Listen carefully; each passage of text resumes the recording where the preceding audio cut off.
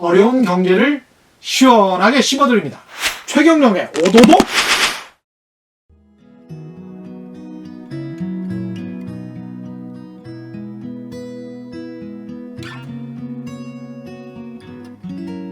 자그만 개울이 바다가 되듯이 우리의 사랑도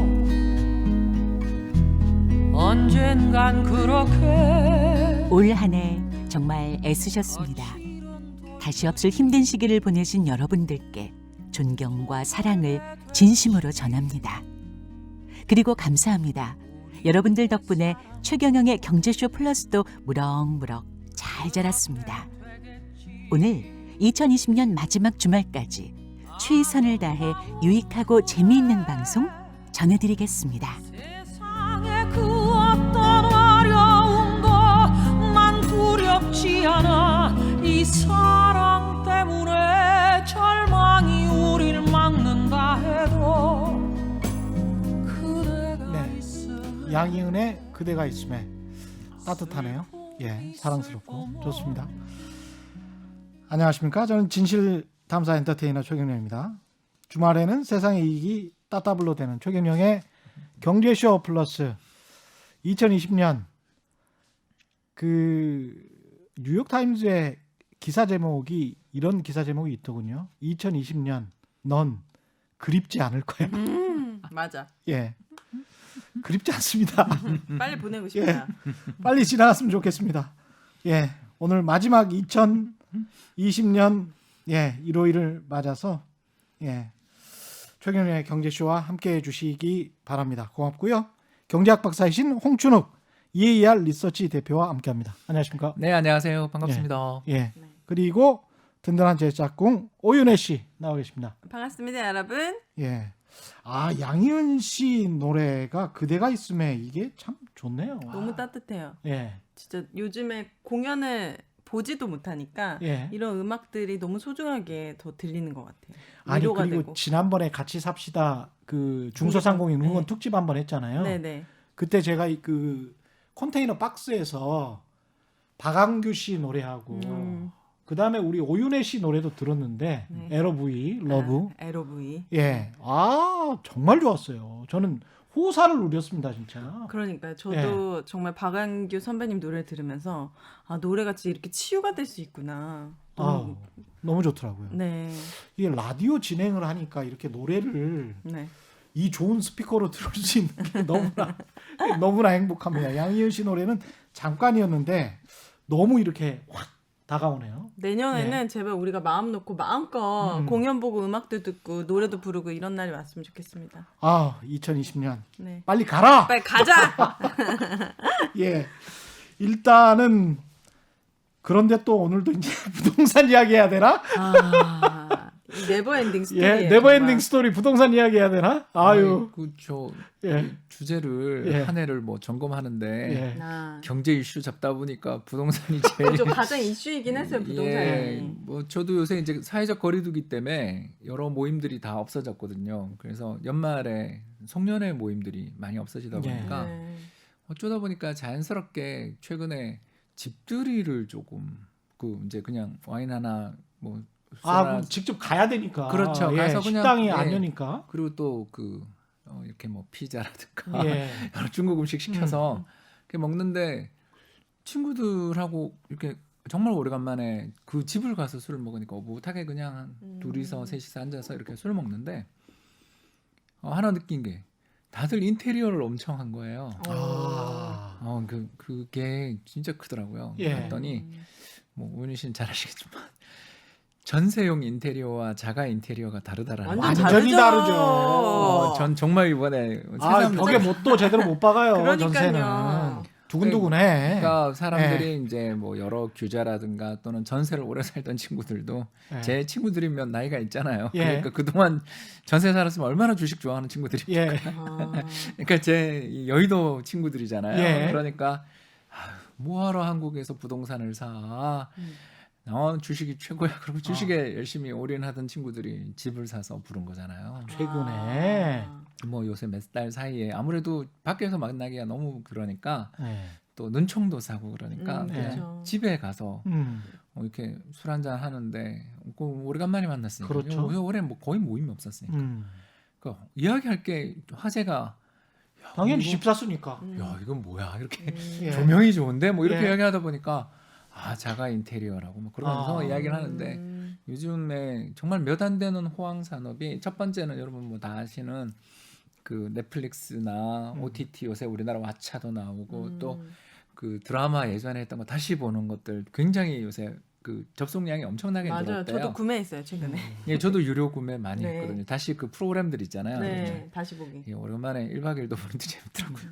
그래서 그 괜히 그런 걸 연달아 보게 되더라고요. 보게 예. 되면서 사람들이 이제 그런 컨텐츠 쪽이 굉장히 호황이었다면 또 다른 어느 다른 쪽에 대박 호황 산업이 건자재, 인테리어. 인테리어, 가구, 맞아요. 가전이었더라고요. 예. 그래서 다들 배송하는데 늦게 왔다고. 사람들 오늘 너 부르는데 야 이거 정말 어제 왔어 뭐 이러더라고요. 맞아요. 예. 자랑. 아니 한샘 임원들 네. 보너스가 어마어마했다며요. 아. 예, 신문 기사에도 나왔습니다. 예, 뭐 주가야 뭐 이미 뭐 엄청나게 올랐고 보너스가 뭐 그걸 대단했다고 샀어야 합니다. 그걸 샀어야 했어요. 예, 네. 그게 다 이런 예. 그 올해 이슈 최대 이슈인 그렇죠. 그 전월세 3법, 예, 임대차 삼법. 3법 뭐 그거 관련돼서 다들 고민하다가 전세 계약 끝났는데 야, 이거 보니까 답은 없고 그런 친구들 중에서 좀 그동안 그래도 매력- 여유가 있는 분들이네요. 그분들은 지금 예. 되게 올랐다고 했을 때 지금 사신 거잖아요. 돈이 그, 있으시니까. 윤혜 씨, 그렇죠. 예. 그 남자가요 네. 나이 50 넘었는데 친구들 부른다고 갈 수 있으면 살아남은 쪽에 속한 거. 그럼 여유가 있으신 분들이 그렇지.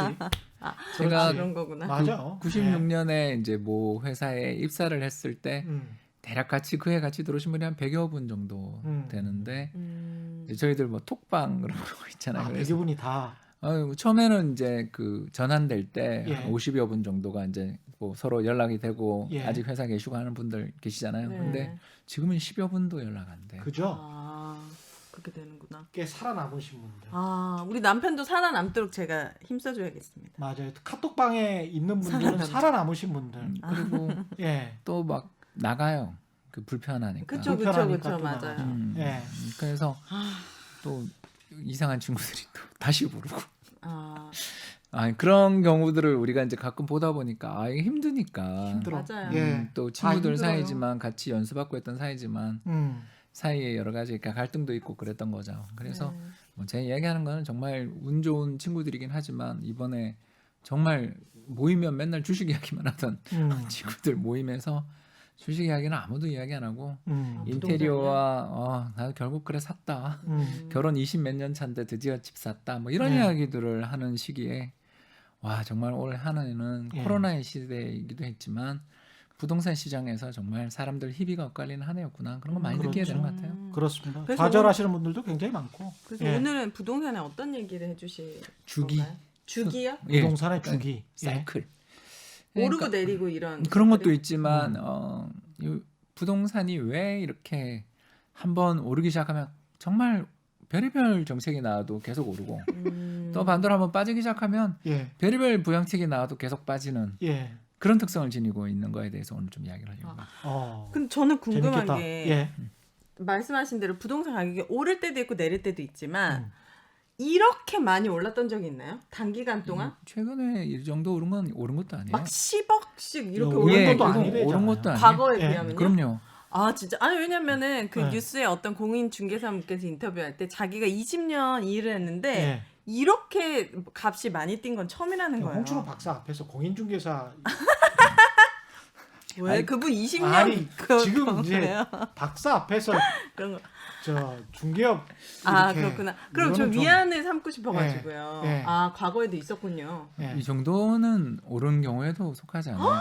진짜요? 예, 그 대략 아직 통계는 안 나왔지만 2020년 서울 아파트 상승률이 아마 15% 정도 나올 것 같은데, 예. 14, 15% 나올 올해. 것 같은데, 네. 한 해에. 네. 이게 근데 역대 우리나라 이제 통계가 그쪽 통계가 생기게 86년에 생겼으니까 네. 거의 34년 중에 상승률 5위 안에 안 들어가요. 아 그래요. 상속률 5위 안에 안 들어가요? 상승률 예, 5위 예, 안에 예, 안 안 들어간다고요? 들어가요. 올해. 35년 중에 예. 10위 정도 끝에 있어요. 우리나라 10위 정도 끝에? 예. 근데 정말 왜? 너무 놀랍죠. 그러면 35년 전이면 한 1980년. 예, 86년에 생겼습니다. 지표가. 예, 86년도에. KB 부동산 지수가 1986년에 생겼는데 예. 상승률 1위부터 5위의 세 해가 86, 87, 88입니다. 86, 87, 88이 예. 가장 많이 올랐어요. 아. 예, 그 연평균 한 40%, 30%씩 올랐습니다. 연평균. 예, 전국이 전국이 아파트뿐만 아니라. 그 이유가 뭐예요? 그때 선정. 이제 그 두 가지 이유가 있었는데 예. 첫 네. 번째는 80년대 초반 전두환 정부가 우리나라 역사상 이제 가장 어떻게 보면 경제를 건전화하기 위한 노력을 한 정부에 속해요. 왜냐하면 그때 그 오일 쇼크, 광주 사건 이런 것들을 겪으면서 우리나라 한 해 물가 상승률이 30%가 넘었었어요. 물가 상승인데요. 한 해. 시장 금리 30%. 금리요? 예, 금리가. 어... 1980년대 초반에. 우와. 금리가 30%. 예, 그래서 그 네. 돌아가신 고 김재익 수석을 비롯한 아. 한국의 이제 최고의 경제 스태프들을 불러 모아서 다른 거 다 필요 없다. 물가를 잡자. 그러니까 이제 또 돌직구잖아요. 네. 그러니까 물가를 잡아내는 데는 성공했는데 물가를 잡는데 가장 좋은 방법 중에 하나가 투자를 억제하는 거잖아요. 사람들 돈을 빌려서 사업을 하는 사람들, 야 사업 좀 살살해, 예. 구조조정, 뭐 중화학공업 합리화 이런 정책들을 펼쳤다. 지금과는 완전히 반대에 그러네요. 예, 그런데 이제 그때 운이 없었죠. 그 정책이 타이밍이 이제 80년대 초반에 그 정책을 한 건 올바랐지만 84, 85로 가면서 3조 호황 시작되고 있던 시절에 경제 정책 전환이 있었어야 되는데 이제 그때 민주화 흐름 예. 속에서 타이밍을 놓쳤던 게 뭐였냐면 우리나라에서 역사상 가장 많은 세대, 가장 많이 태어난 해가 대략 우리가 추산을 해보면 1958년생으로 봅니다. 우리 아빠. 예, 58년 개띠. 네. 예, 58년 개띠가 1등, 2등이 70년 개띠. 예. 아. 예, 전부 다 100만이 넘었어요. 예. 근데 문제가 뭐냐면 그 전에 해방동의들이나 특히 한국 전쟁 이후에 출산하셨던 분들은 또 그 유아 사망률이 되게 높던 시절이잖아요. 그래서 굉장히 성인이 되지 못했는데 58년 개띠들은 정말 경제개발연대에 태어나서 1950년대 후반 이승만 정부가 경제 정책들을 그래도 성공적으로 추진하면서 우리 수출 입국이 시작됐던 해를 56년으로 많이 보거든요. 56년부터 우리나라 면방직 공업 중심으로 해서 경제가 아주 가파르게 성장한 게 56, 57년부터입니다. 그 호황이 태어나신 거예요. 그래서 대부분 교육도 잘 받으시고 건강 상태도 좋으셔서 나이 30이 딱 됐던 1988년 전후에서 다 성가를 하신 거예요. 결혼을 하신 거예요. 그런데 무슨 일이 있었냐 하면 그전 5년에서 10년 사이에 주택 공급도 전혀 거의 안 하고 왜? 긴축 정책. 그래서 막 인허가 건수도 그렇게 많지 않던 시절을 보내다가 네. 갑자기 사람들이 이제 호황 속에 특히 취직도 잘 되고 85년, 86년, 87년부터 3조 호황이 시작되면서 연평균 연도 승률 12% 나왔던 시기입니다. 그때. 우리나라 역사상 최고 호황이 네. 바로 85, 86, 87입니다. 그 시기에 결혼이 막 쏟아지는데 그래서 어디든 지나가면 전부 다 예식장들이 가장 화려한 건물이던 시절 뭐 궁전 예식장, 맞아, 영궁 그런 거 예식장, 많아요. 왕실 예식장 제가 예전에 막 이렇게 부조하러 다녔던 예식장들 이름들이 다 나왔는데 이제 지금은 다른 용도를 변경된 곳이 굉장히 많죠. 그렇죠. 그러니까 이렇게 많은 분들이 갑자기 결혼을 하니 꼭 한 쌍만 100만 명이라고 쳐도 50만 커플이 새로운 집을 필요로 하잖아요. 네. 신규 수요가 매년 50만 명이 누적되고 있는데 주택 공급은 그때 당시 10만에서 15만 호 정도가 하니까 그때 막 부동산 가격이 시장이 올랐겠구나. 뭐부터 시작되냐면 전세값이 폭등합니다. 그래서 막 정말 이건 방이라고 부를 수도 없을 정도의 방들을 전세 놓는 그런 일들이 폭발적인 네. 가격의 상승을 유발하는 가운데 주택 시장이 붐을 또 3조 호황의 호황까지. 그래서 우리나라 역사상 가장 강한 주택 가격의 상승세가 있었던 시기는 1980년대 후반. 예. 두 번째로 강했던 상승세는 DJ 정부 말부터 노무현 대통령 초기까지의 가장 강하게 올랐던 시기는 2002년, 2006년. 이게 또 우리나라 역사상 역대 상승률 또 5위 안에 다 들어가는. 아 정말요? 네, 몇 그때도 프로? 역시 한 30% 정도씩 오르고 40% 오른 해도 하나 있었고 그렇습니다. 그러니까 이런 상황들을 보면 네. 우리가 부동산 시장을 보면 이번에 가격 상승이 2020년이 정말 격렬해서 그렇지 사실 2014년 바닥 찍고 15, 16, 네. 17, 18, 19년까지는 그래도 오른 것도 아니었어요. 그런데 2020년 상승으로 보면 6년 연속 상승이 이어지는 해에 폭등해 버려서 충격이 굉장히 컸던 거죠.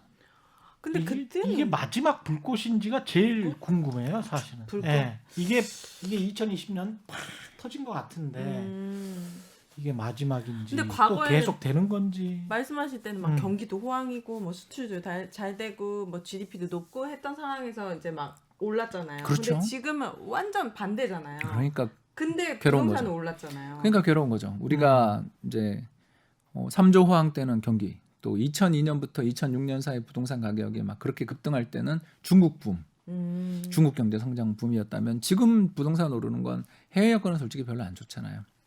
근데 왜 오르냐 그러면 결국 주택 공급 부족, 우리 전두환 정부 때 주택 공급 부족이 가장 큰 굉장히 맞닿아 있다고 볼 수 있는 거죠. 음. 주택 시장에서 2011년, 12년부터 그 LH공사라고 예. 네.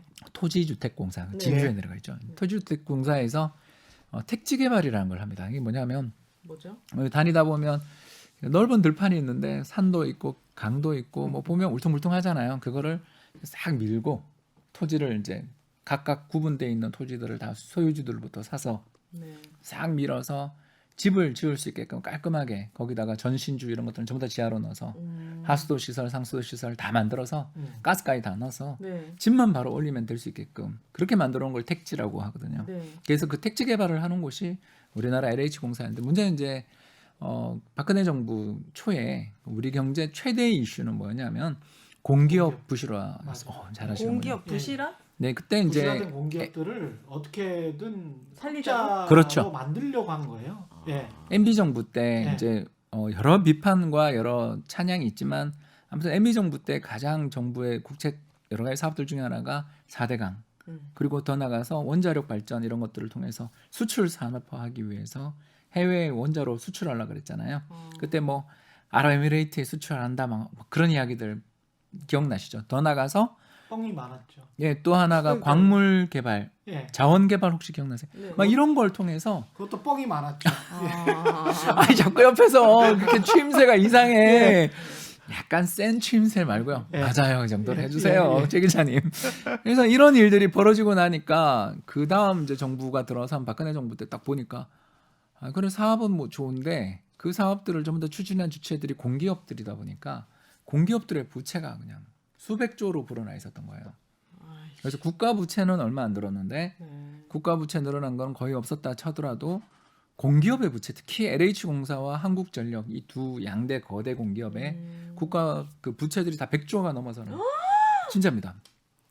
이런 일이 벌어지게 되니까 네. 구조조정을 들어가게 됐고 그 과정에서 한국전력 같은 경우는 이제 전력 요금의 인상도 그때 있었던 게 기억나실 겁니다. 그 블랙아웃 되고 막 혹시 기억 안 나세요? 예. 기억이 안 전력이 그냥 하루 아침에 여름에 그 더운 여름에 한 몇 년 전 여름이었어요. 서울에서요? 예. 아니 그래서 난리 났어요. 전국적으로 예. 다 같이 벌어졌어요. 예. 그래서 우리나라 역사상 뭐 거의 그 정말 1960년대나 있었던 일이 벌어졌죠. 20년대 초반에 그것도 서울에서 대규모 정전이 벌어졌어요. 네. 그래서 저희 같은 경우는 저는 이제 뭐 기금에 있었는데 이 스튜디오가 하나 있다면 여기서 불을 2개 켜고 있었어요.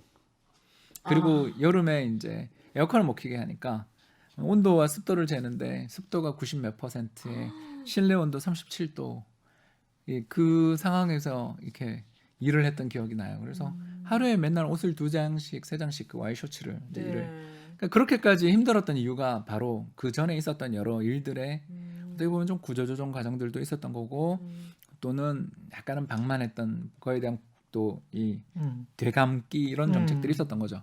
그러다 보니 이제 LH공사로 잠깐 화제를 맞추자면 LH공사는 결국 2011년 12년 이후에 일체의 택지 개발을 중단해요.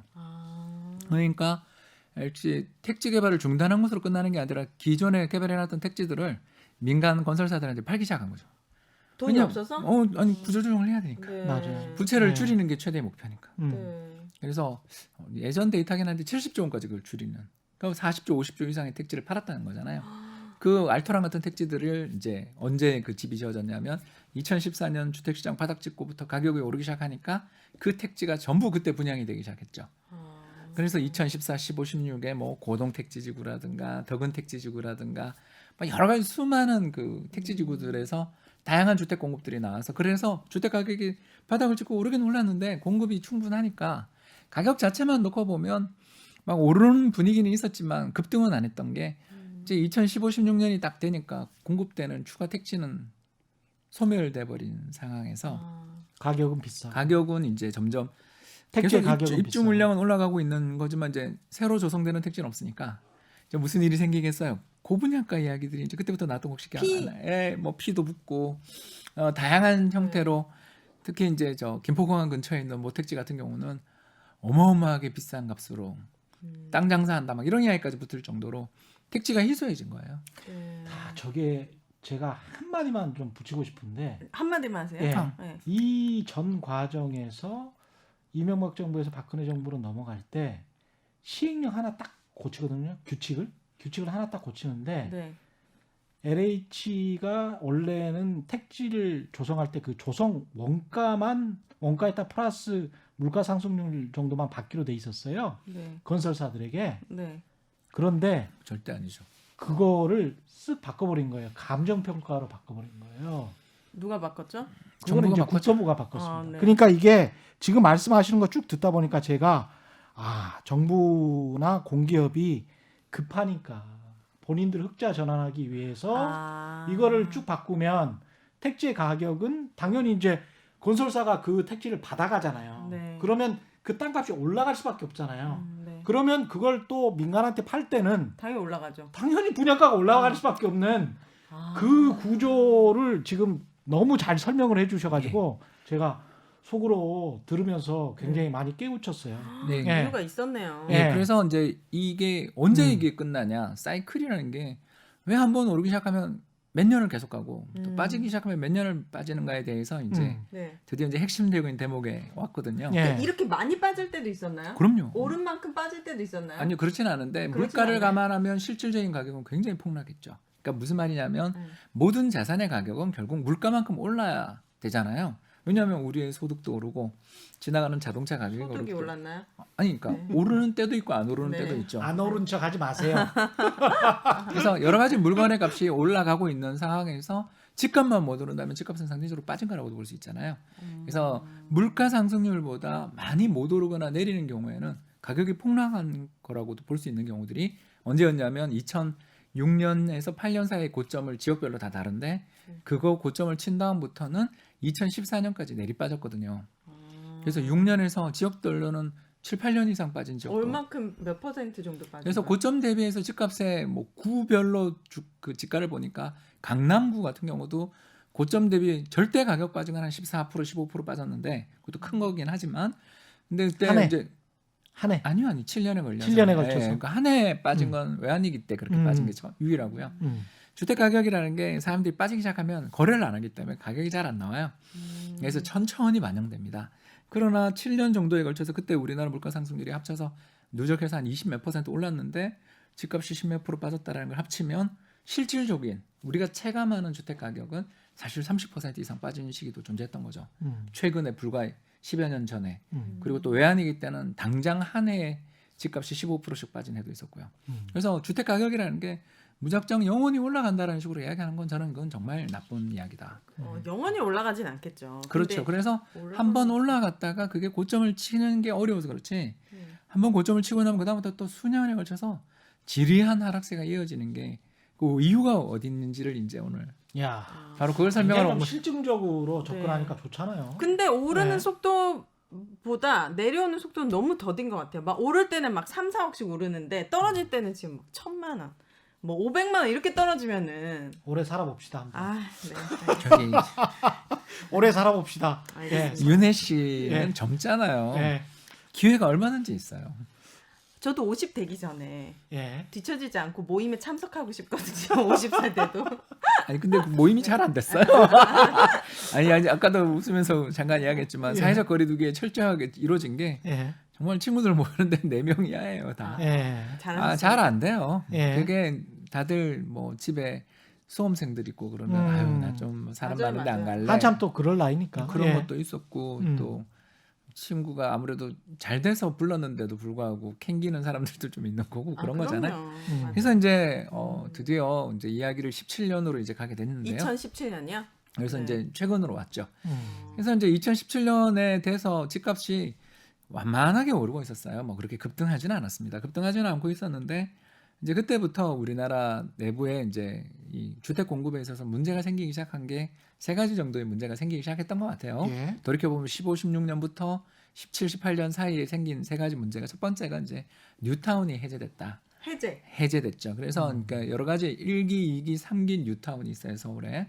그런 여러 가지 뉴타운이 있습니다. 그래서 저도 산동네에 아파트를 가지고 있었던 사람으로서 잘 알거든요. 예. 그래서 그 노후 주택들을 잘 바꿔서 새로운 집을 공급해 주자라면서 예전 이명박 대통령이 서울시장 시절부터 해서 오세훈 시장까지 해서 3기에 걸쳐서 뉴타운을 선정했었는데 그게 부동산 시장도 침체에 빠지고 노후 주택에서 언제 이거 뉴타운 아파트 지을 때까지 무작정 기다려야 되냐라는 불만들이 많아지니까 뉴타운을 지구 해제를 했거든요. 예. 그래서 그 지구 해제되면서 대충 잠재적으로 공급 물량이 줄어든 게 서울에서 줄어든 게 한 20만 호에서 30만 호 정도의 아파트 신축 물량이 이제 줄어들었다라고 이야기하시는 분들이 있어요. 그게 정확하지는 않죠. 왜냐하면 용적률을 어떻게 적용하냐 따라서 또는 소형 평형 아파트 얼마 넣느냐 따라서 다르니까 대략 20에서 30만 호 사이일 거다.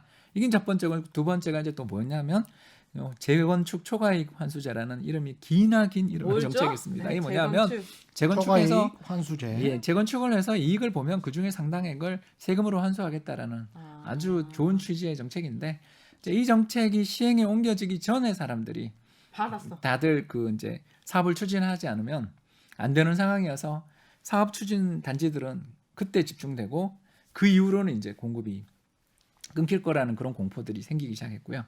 왜냐하면 예를 들어서 뭐 제가 재건축을 해서 우리 아파트 한 채를 가지고 있는 사람인데 제가 5억 차익이 생겼다. 예를 들어서 그럴 수 있잖아요. 네. 5억 차익이 생기면 거기에 예를 들어 30%의 세금을 정부에서 떼가면 재건축 추진에 따른 수익성이 악화될 거 아니에요. 네. 여기에 이제 세 번째가 바로 분양가 상한제까지 도입이 됐지 않습니까? 예. 그죠? 그래서 이제 주변에 있던 가격을 계속 올려서 하면 기업들 입장에서도 야 마진이 많이 생기니까 계속 분양해야지가 될 텐데 절대적인 가격 자체를 못 올리게 딱 하게 되면 수익성이 악화되잖아요. 그러면서 주택 착공이나 분양의 열의들이 떨어지겠죠. 물론 이제 대신에 로또 당첨되신 분들처럼 청약해가지고 청약 가점제니까 점수가 그러니까요. 돼서 아주 싼 값에 뭐 얼마 전에 예를 들어서 수색에 있는 재개발 물량 같은 경우는 뭐 정말 어마어마한 경쟁이었잖아요. 그리고 바로 당첨되자마자 그분이 뭐 5억 이내 8억 이내 이익을 얻었다.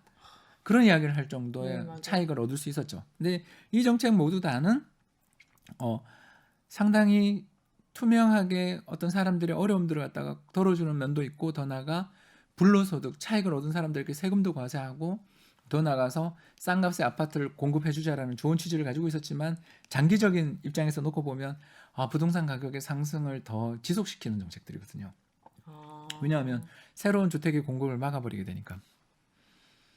택지도 고갈됐는데 그죠? 아까 우리 2014, 15년에 LH공사 가지고 있는 택지들 거의 다 팔았다 그랬잖아요. 네. 그래서 새로 공급될 택지는 없는 상황에서 재건축 재개발들이 막힌 거잖아요. 네. 그래서 그때 이제 한참 통과됐던 재초안을 피하기 위해서 통과됐고 또 여러 가지 규제를 피하기 위해서 서둘러 조합을 만들어서 나갔던 그 물량들이 나오고 나면 잠깐 공급은 늘어날 수 있지만 그 뒤 공급 물량이 이제 사라지는 게 걱정이 되는 거죠. 자 이렇게 되니까 이제 정부가 어쩔 수 없이 2018년 3기 신도시 개발 계획을 발표했어요. 총 18만 호 정도에 달하는 계획인데 이제 이런 게 나와야 이제 저희는 사이클을 예측할 수가 있거든요. 왜냐하면 앞에처럼 공급을 무작정 억제하는 정책이 나오면 이 부동산 가격의 상승은 더 길어져요. 왜냐하면 수요와 공급에 의해서 움직이는데 네. 사람들은 계속 서울로 또는 대도시로 일자리와 학교가 있는 대도시로 몰려들고 있는데 비해서 그 지역의 주택 공급이 줄어들거나 더구나 주택의 노후화가 굉장히 심해져 버리면 주택 가격에 새로 지은 집들은 인기가 올라가잖아요. 네. 이런 일들이 악순환이 이제 벌어지게 되니까 이걸 이제 결국 신도시를 짓겠다고 한 것은 굉장히 환영할 일인데 네. 안타깝게도 왜 그럼 정부가 신도시를 2018년에야 그것도 19년에 이제 토지를 수용하기 시작한 게 왜 그러냐 하면 신도시를 개발한다는 그 자체가 가격 상승률을 더욱더 끌어올리게 됩니다. 그렇죠. 예. 이게 바로 사이클이에요. 왜 그러냐 하면요. 첫 번째 토지 보상금이 풀립니다. 그렇죠. 풀린다고요? 예, 왜냐하면 그 지역에 살고 계시던 분들이 예를 들어서 창릉 창릉천 일대가 되게 자전거 타고 한번 이렇게 여행해 보시면 굉장히 고향 창릉. 좋은 네. 지역입니다. 계곡이긴 한데 완만한 계곡이고 정말 좋아요. 그 아주 정말 땅을 짓기 좋은 곳이니까 당연히 집을 짓기 예전부터 좋은 곳. 예. 예, 집을 짓기 좋은 땅을 고르기 좋은 곳 예. 정도가 있죠. 예. 택지로 조성하기 굉장히 좋은 곳인데 왜 그동안 개발 안 됐었냐 하면 여기까지 개발을 하게 되면 그렇지 않습니까? 공급이 너무 많을 수도 있고 여기 또 정말 좋은 들이니까 예. 들판이니까 보호하자. 보호하기도 하자 뭐 이런 생각들을 가지고 놔뒀던 땅인데 당연히 거기에 오랫동안 재산권 행사를 못 하셨던 분들이 계셨겠죠. 그린벨트로 묶여 있거나 이랬으니까 이제 그 지역에 계신 분들한테 합당한 보상을 해야 되잖아요. 근데 이제 그분들이 농사를 짓고 계시거나 시설 채소를 재배하시거나 또는 여러 가지 재활용 시설들을 갖고 계시던 분들이 나 이제 그 땅 다 나가고 당신 입주권 하나 줄 테니까 나가 이러면 가만히 있을 리가 없잖아요. 그러면 네. 뭔가 자기가 새로운 사업을 하거나 뭔가 새로운 투자를 하기 위한 돈들이 필요하니까 네. 그 협상들을 하시는 과정에서 아무래도 예전처럼 여기서 여기까지 다 수용 이렇게 못 하잖아요. 네. 그렇지 않습니까? 그렇죠. 이걸 바로 택촉법이라고 부릅니다. 택지개발 촉진법이라고 부르는 네. 그 법은 그냥 여기서 여기까지 일할 계산해서 다 나가 이러던 시절도 있었어요. 네. 한국은 어. 일기 신도시 진짜 그렇게 만들었어요.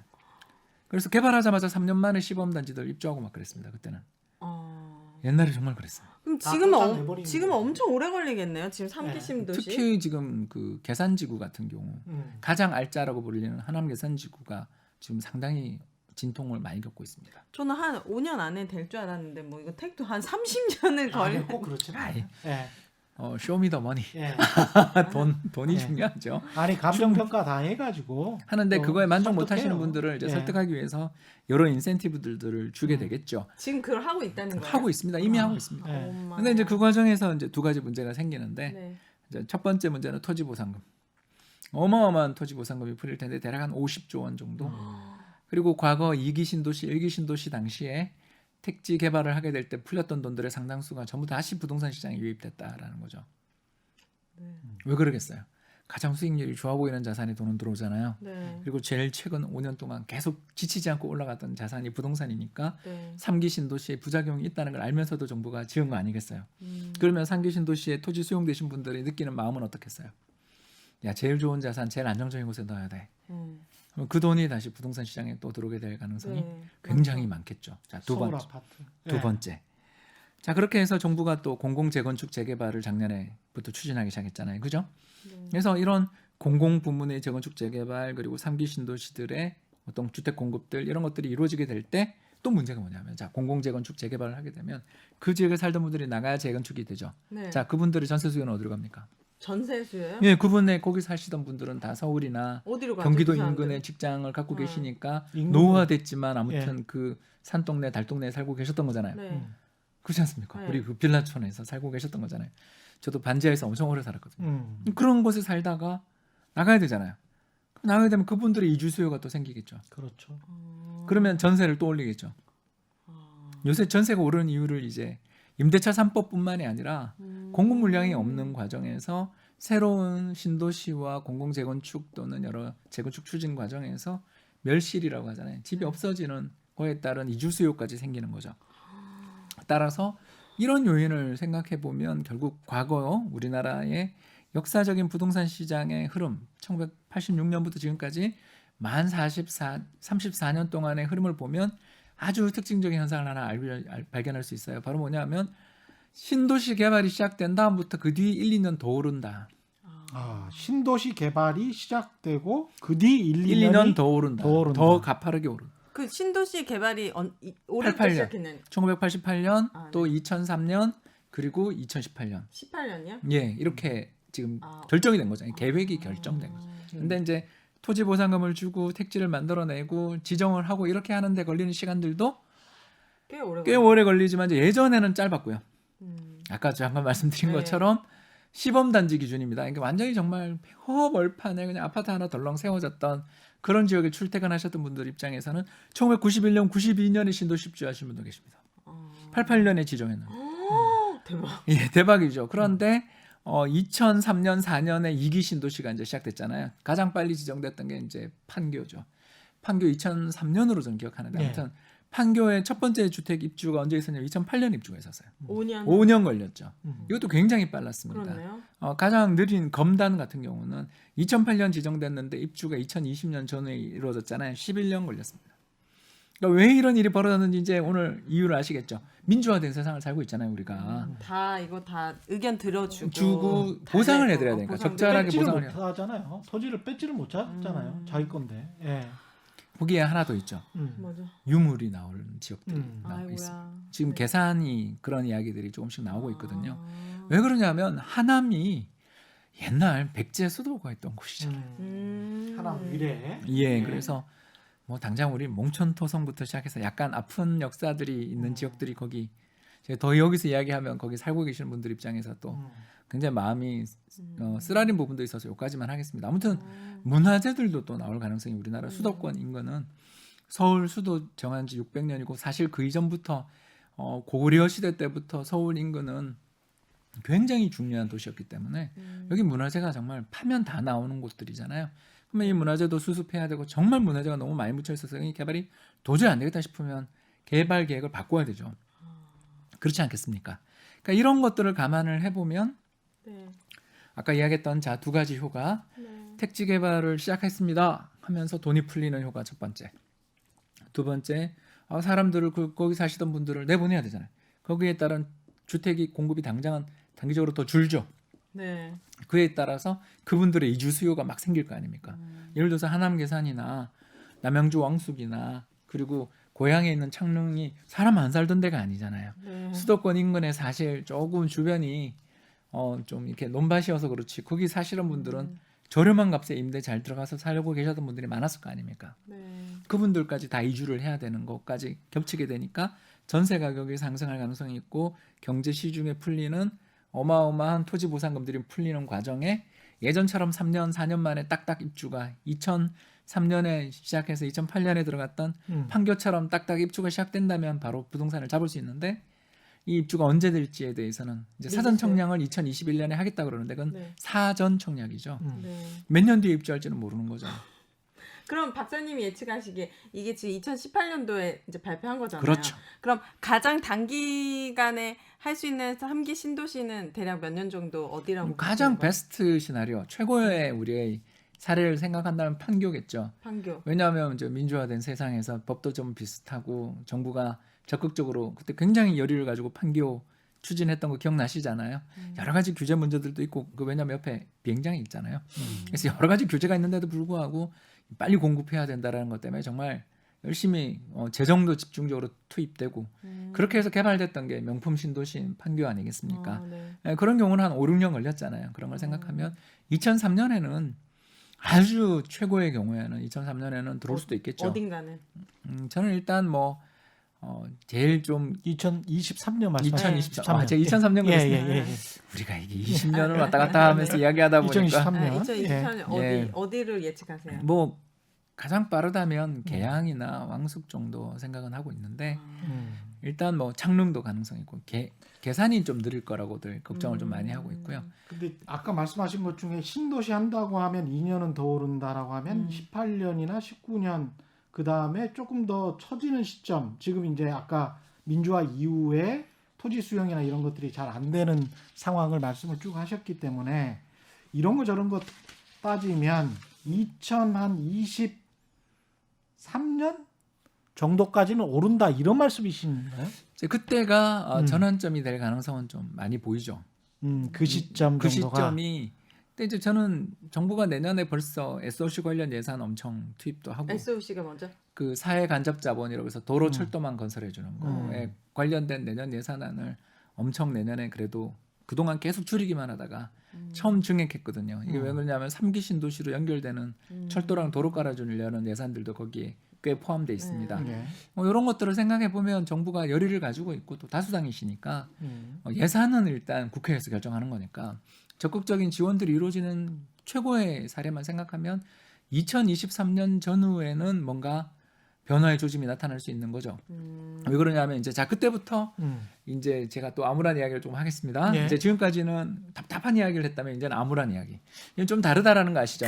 아니 뭐이 연말에 무슨 뭐 답답한 이야기 아니면 가슴 암울한 뻥 이야기. 뚫리는 이야기는 언제 아니 무슨 뭐 좋은 아니 이야기 근데 아니 그게 그러니까 사람마다 다르다니까요. 아 그렇지 듣는 사람에 따라서 다를 수 아 있어. 그러네. 지금 이제까지는 무주택자들한테는 답답한 이야기였고 그리고 저 다음부터는 유주택자에게 암울한 이야기가 진행돼요. 그러면 아까는 뭐 자우리가 얘가 거꾸로 들으세요. 거꾸로. 예. 그래서 이제 거꾸로 들으십시오. 부동산 예. 가격이 1990년, 91년에 고점을 치고 97년까지 무려 7년, 8년을 빠졌고 예. 또 2006년에서 8년 사이에 고점을 치고 그다음 2014년까지 무려 6년에서 8년을 빠졌잖아요.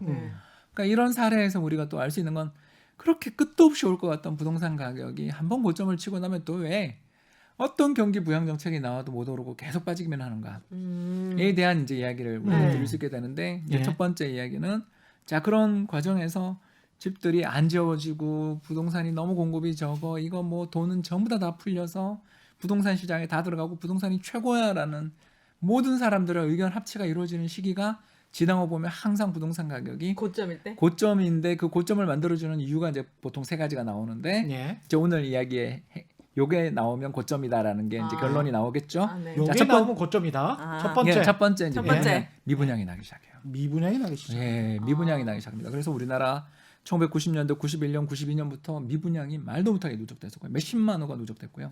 또 2006에서 2008년 사이를 고점으로 해서 역시 2014년까지 미분양이 특히 경기도 같은 경우는 수십만 호가 누적돼 있었습니다. 미분양이. 네. 안 팔려서. 네.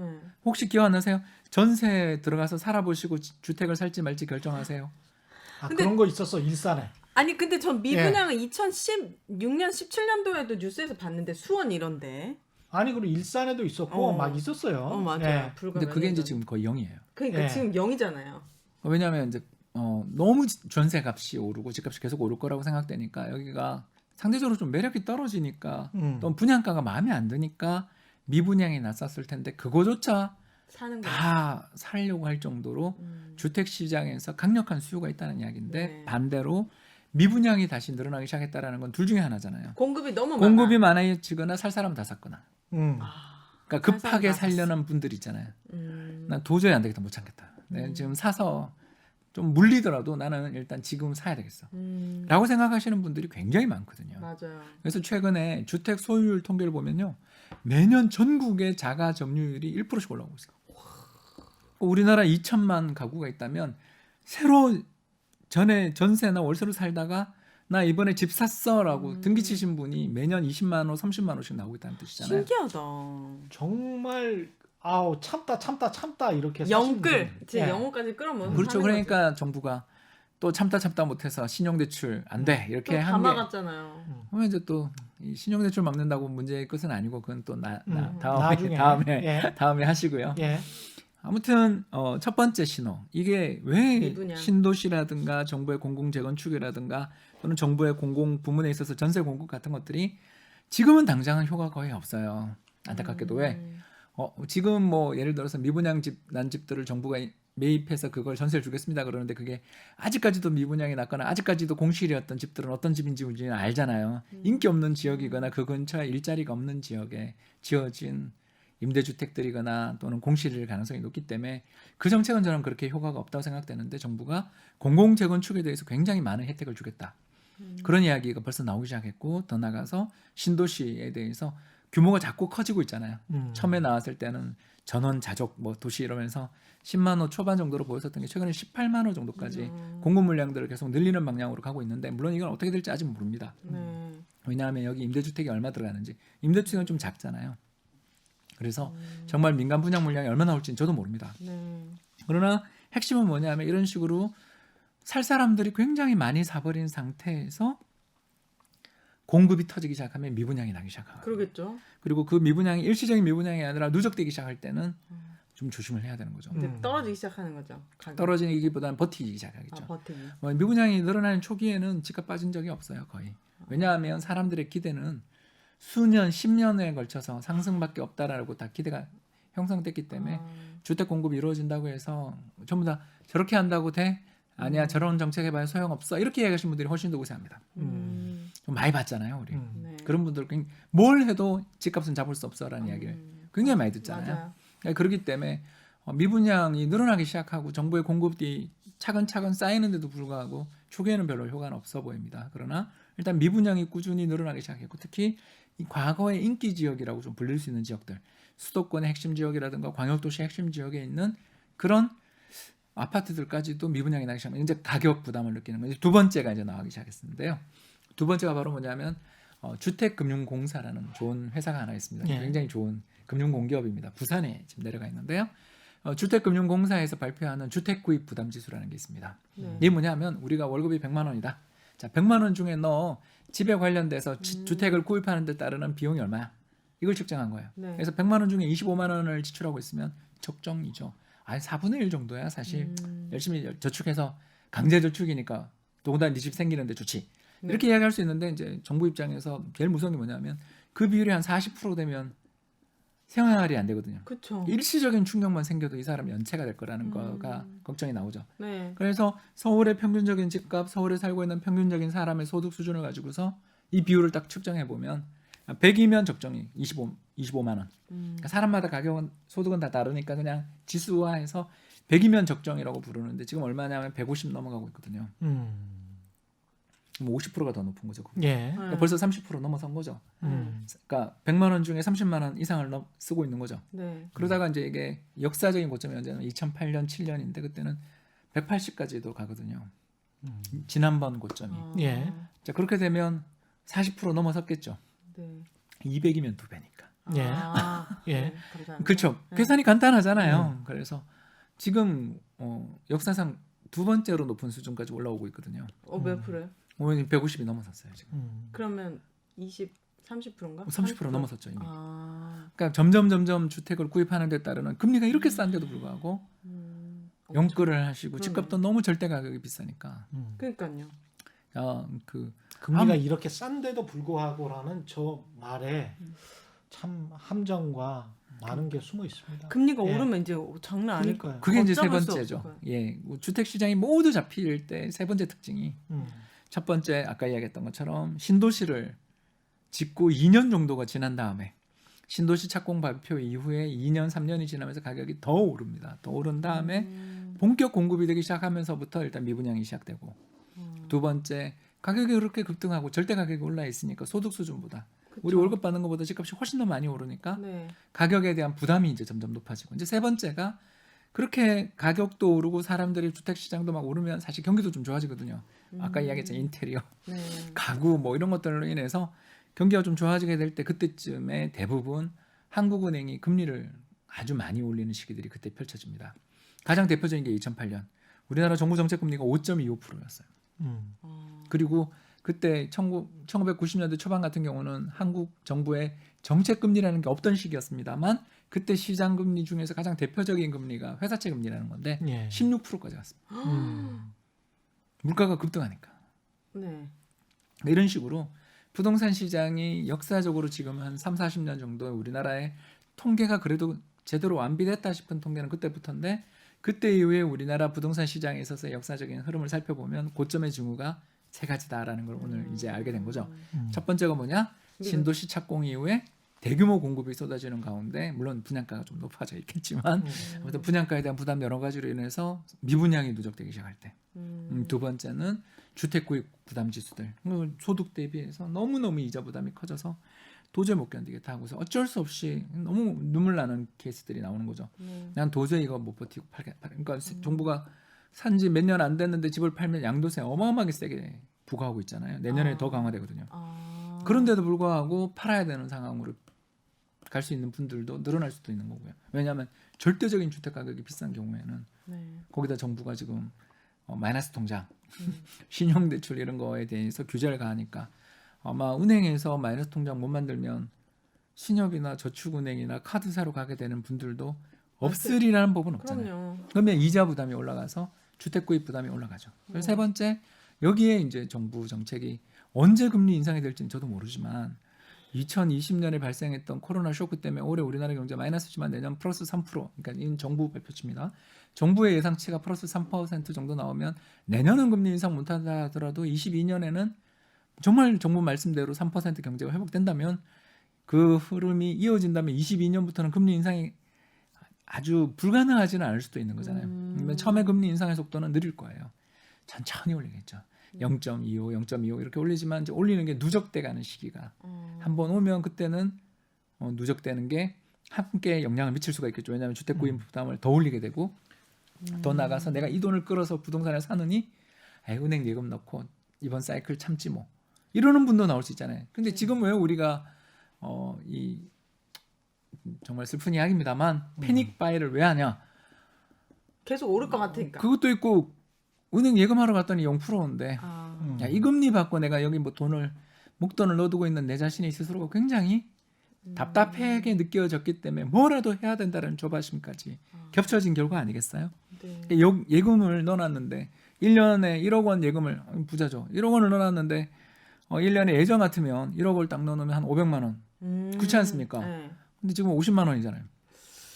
그러니까 저도 적금 만기돼서 보니까 8만 원 정도 붙었더라고요. 이자가.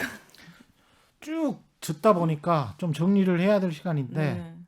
이번에 세 번째 하락이 만약에 온다면 2023년 정도 말씀을 하셨는데 90년과 2008년과 또 다른 점이 있을 것 같습니다. 인구도 다를 것 같고 그다음에 아까 자가 보유율 꾸준히 높아졌는데 그게 걱정이에요. 예, 그게 걱정이에요. 왜냐하면 선진국이 보통 60% 초반에서 중반이거든요. 네. 우리보다 소득이 2배 정도 높은 나라들, 네. 기존 미국 같은 나라들이.